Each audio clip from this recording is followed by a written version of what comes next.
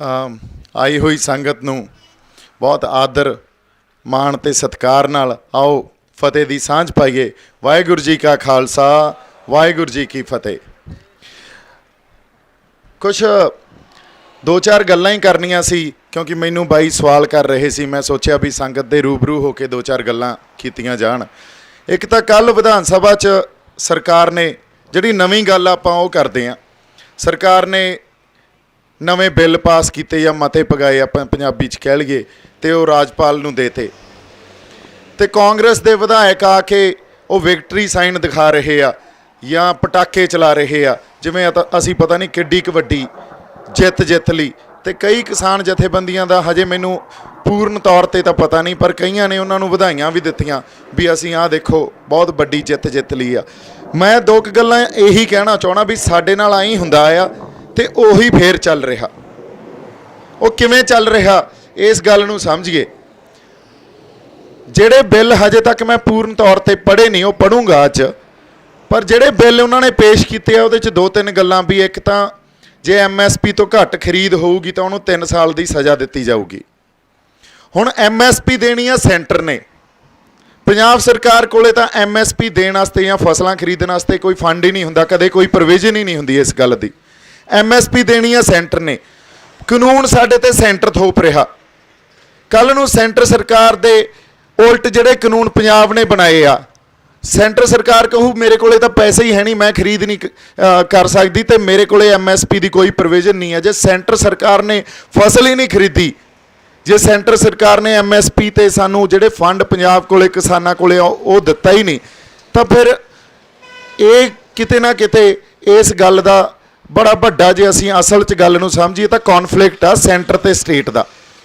Conflict आ मतलब आपस च किते ना किते तालमेल नहीं आ। जे तालमेल नहीं आ तां सेंटर सरकार ने इन्हां कानूनां दे विरुद्ध सुप्रीम कोर्ट च भी जाना। इहदी कॉन्स्टिट्यूशनल या संविधानक मानता किन्नी का इन्हां कानूनां दी उहदे वास्ते। सो कीता की जा रहा साडे नाल असल तौर ते इह कीता जा रहा भी सानू हमेशा ही रियायतां या थोड़ियां बहुतियां सौधां दे के साडे संघर्ष नूं कमज़ोर कर दिंदे आ या साडे संघर्ष की दिशा बदल दिंदे आ। किसान जथेबंदियां दे जिहड़े आगू आ उन्हां नूं इस गल दी समझ आ भी साडी सूबा सरकार नाल तां है नहीं कोई लाग डाट। सूबा सरकार तां साडे नाल खड़ी आ पर सूबा सरकार दा वस नहीं चल रहा। सो कॉन्फ्लिक्ट कित्थे आ? असल लड़ाई किहड़ी आ? लड़ाई आ सेंटर सरकार नाल। सेंटर सरकार नाल लड़न वास्ते जिहड़े जथेबंदियां दे आगू आ कई उन्हां चों लड़ना चाहुंदे भी आ, लोग लड़ना चाहुंदे आ, पर जथेबंदियां दे आगूआं कोले ओडी आपदे अंदर भरोसा या आपदे अंदर कह लो भी उस लड़ाई लड़न वास्ते एक हुंदा भी असीं लड़ांगे ते जित के आवांगे ते कुछ लैके डिगांगे पंजाब लई।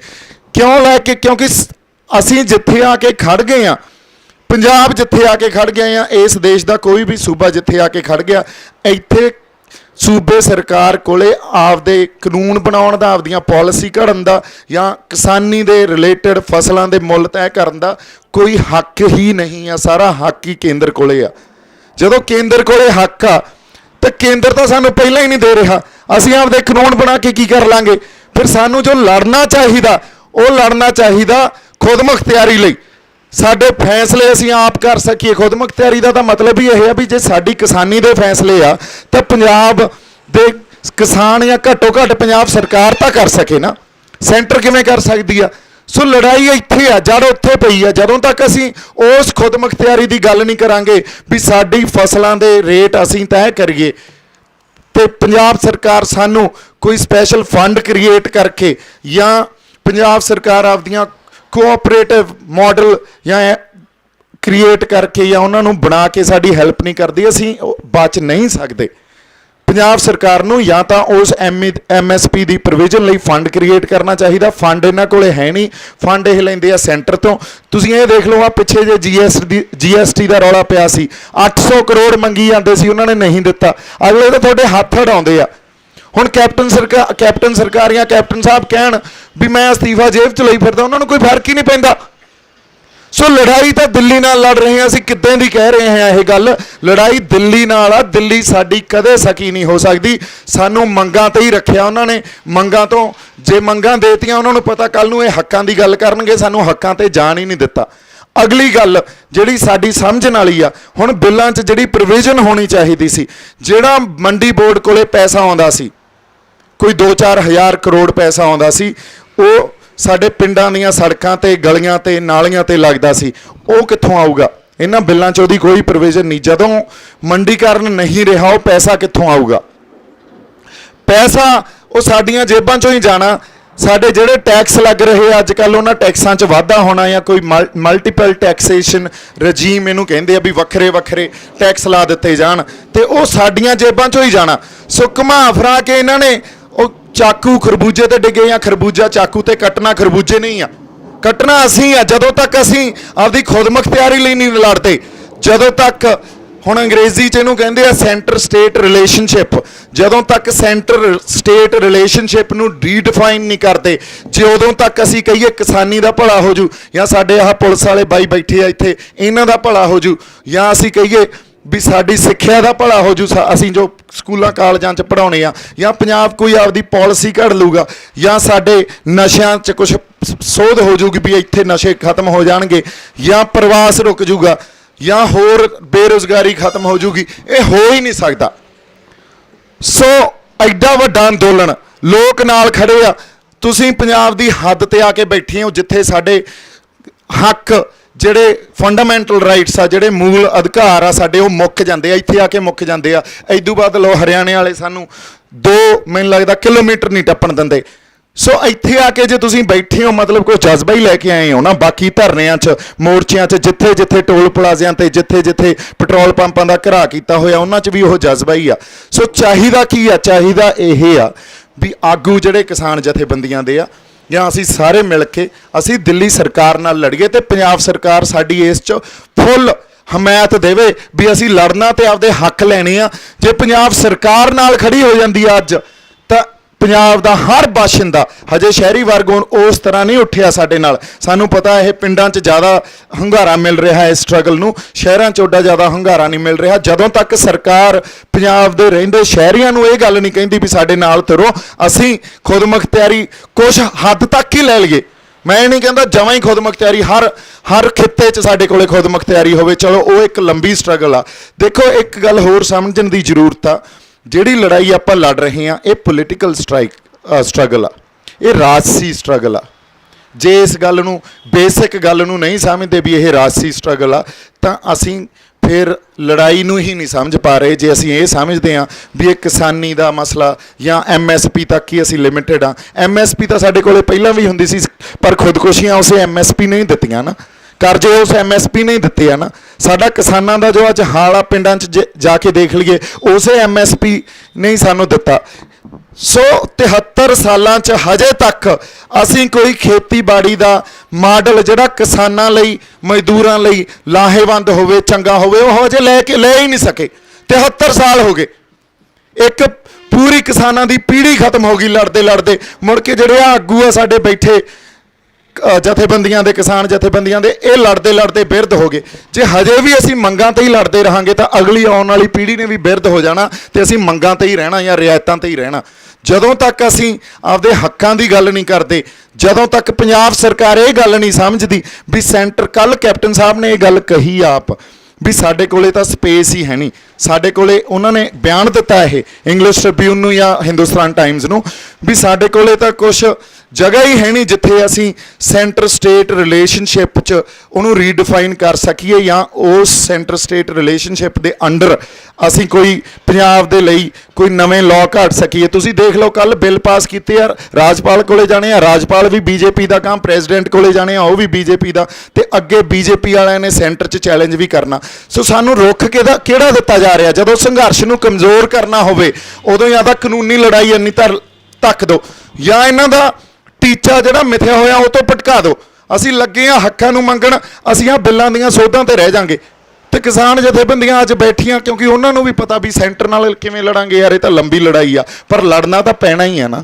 ਜੇ ਅੱਜ ਨਾ ਲੜੇ ਤਾਂ ਕੱਲ੍ਹ ਲੜਨਾ ਪੈਣਾ, ਕੱਲ੍ਹ ਨਹੀਂ ਤਾਂ ਪਰਸੋਂ ਲੜਨਾ ਪੈਣਾ। ਜਦੋਂ ਤੱਕ ਉਸ ਗੱਲ ਤੇ ਅਸੀਂ ਨਹੀਂ ਆਉਂਦੇ, ਜਦੋਂ ਤੱਕ ਅਸੀਂ ਸੈਂਟਰ ਸਟੇਟ ਰਿਲੇਸ਼ਨਸ਼ਿਪ ਨੂੰ ਰੀਡਿਫਾਈਨ ਨਹੀਂ ਕਰਦੇ, ਉਦੋਂ ਤੱਕ ਜੇ ਅਸੀਂ ਕਹੀਏ ਸਾਡੇ ਮਸਲੇ ਹੱਲ ਹੋ ਜਾਣਗੇ ਜਾਂ ਪੰਜਾਬ ਦਾ ਭਲਾ ਹੋ ਜਾਊਗਾ, ਉਹ ਨਹੀਂ ਹੋ ਸਕਦਾ।